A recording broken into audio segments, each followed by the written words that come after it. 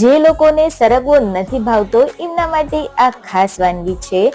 એકવાર આ રીતે સરગવો આપશો તો નાનાથી લઈને મોટા બધાને જ ભાવશે, એ વાતની ગેરંટી છે.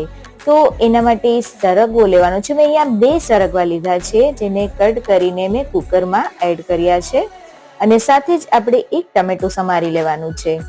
હવે એડ કરશું આપણે 1 ગ્લાસ જેટલું પાણી અને થોડું સ્વાદ અનુસાર જેટલું મીઠું, અને 2 વિસલ વગાડ લેવાની છે. પછી થોડું ઠંડુ થાય પછી મિક્સર જારમાં એડ કરી દેવાનું છે.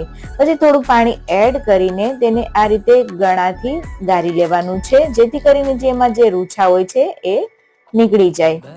હવે આ સૂપને આપણે ગરમ કરવા મૂકવાનું છે, જેમાં એડ કરશું મરી પાવડર અને બટર, અને છેલ્લે લાસ્ટમાં આપણે એડ કરશું થોડા ધાણા. તો રેડી છે આપણું આ સરગવાનું ટેસ્ટી એવું સૂપ.